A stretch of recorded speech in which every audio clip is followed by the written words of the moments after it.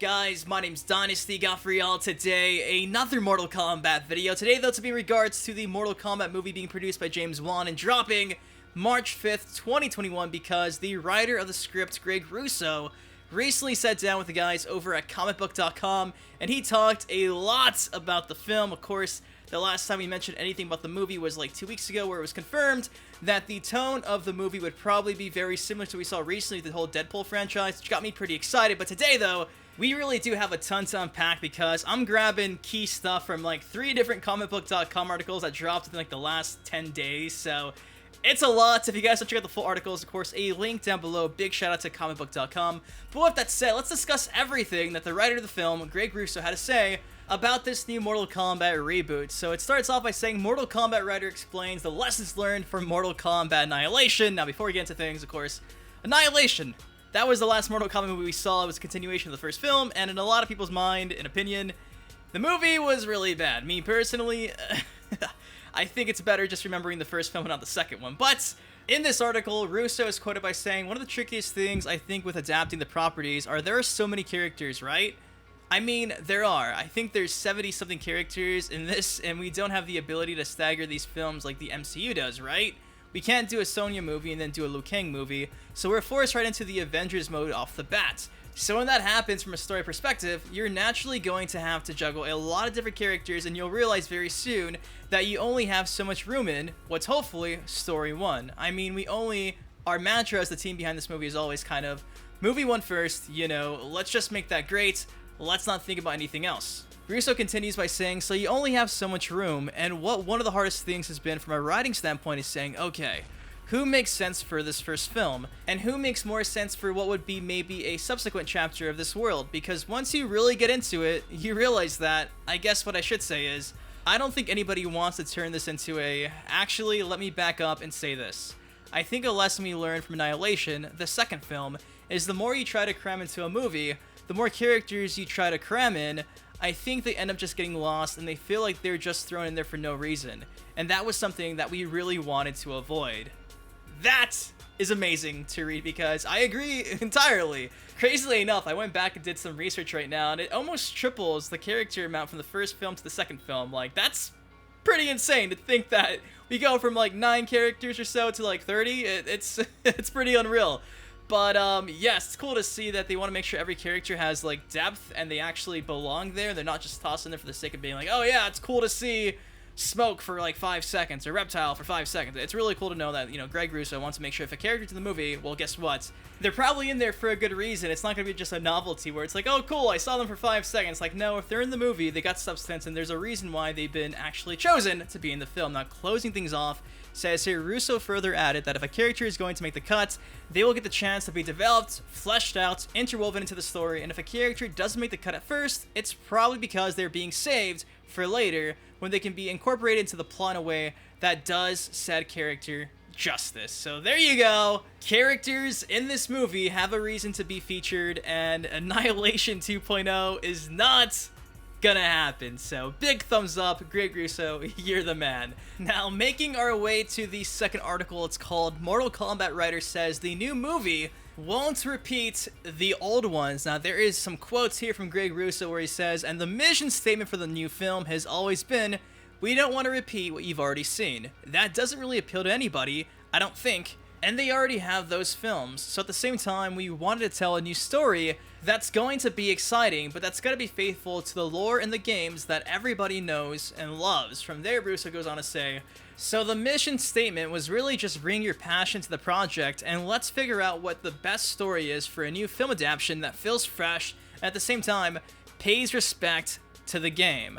I think it's really great to see that they want to make sure that the lore is being paid attention to, because if you look at superhero films, everyone, I feel like, is always walking out of the theater like, oh, in the comics, that didn't happen, or that did happen. Everybody likes to compare, like, for instance, like the Marvel movies and the DC films to the comics, the respective comics, and it's just cool to know that writer of the script, Greg Russo, understands there's like a very deep lore to the Mortal Kombat franchise, and hopefully that gets portrayed in this movie, because if that leaked script is real and they do things like making Kung Lao and Liu Kang brothers out of nowhere, that's gonna rub some people the wrong way. I really do hope they, try their best to stick to the game's lore, because the game's lore is the true lore, and hopefully they don't take too many liberties and do their own stuff, because if they do, I feel like a lot of people are going to be very bummed. So we'll see what happens. Obviously, it's confirmed new characters are going to be introduced, but we'll see what happens. We'll just hope for the best, but it seems like Russo understands that the lore is very important.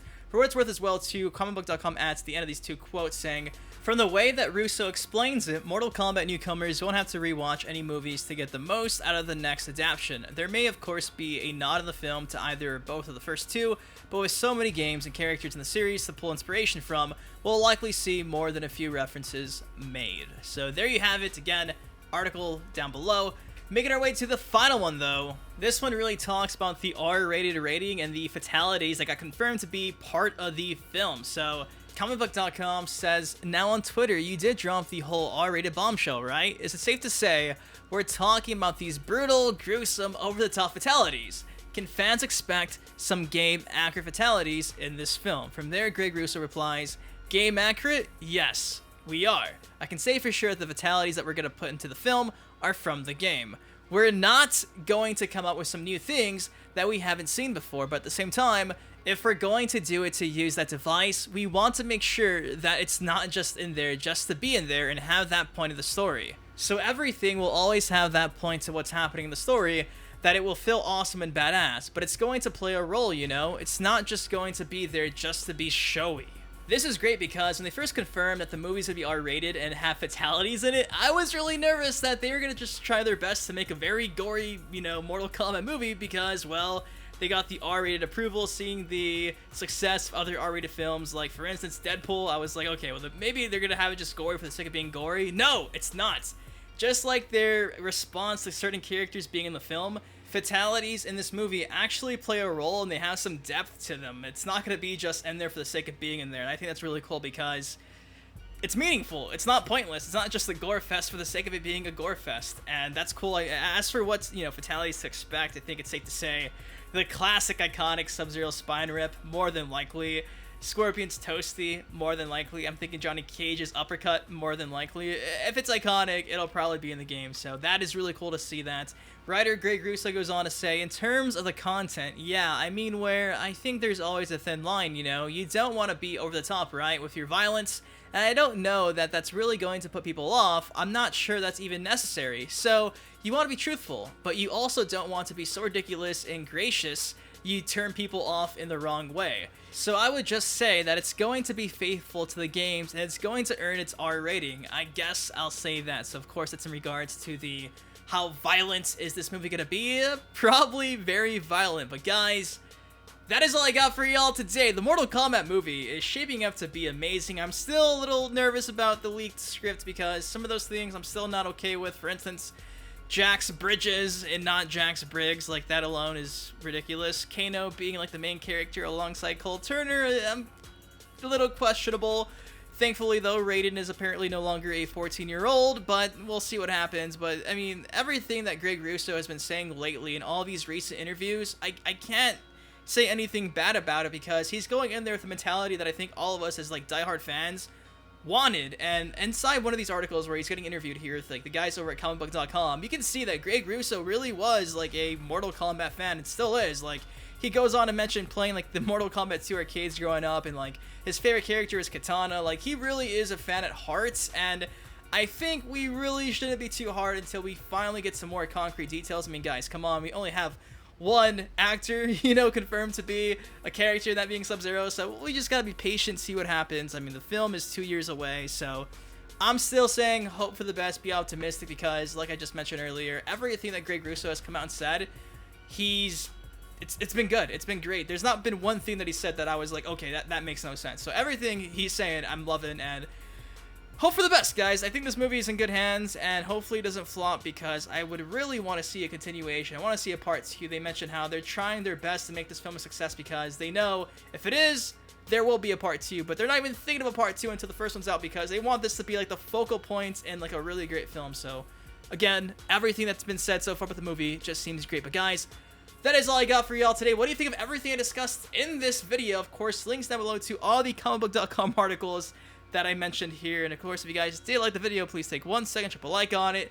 Subscribe for more MK11 content. Next time, I've been your host, Dynasty. Guys, please take care, stay safe. Massive shout out to Anamona for the thumbnail image because that Kitana cosplay is absolutely amazing. So go check out her work, link down below. Anyways, see you guys later. Peace. Been a fan of Dynasty for years now. GTA, MK, and Justice, I'm still down. Rapper meets gamer, I wonder how y'all feel now. That was just a setup, watch it get real now. Okay, so me and Sub-Zero was born in 92, and lyrically I inherited all his fighting moves. A lot of y'all still lost, don't have the slightest clue. The truth disappears in the smoke as if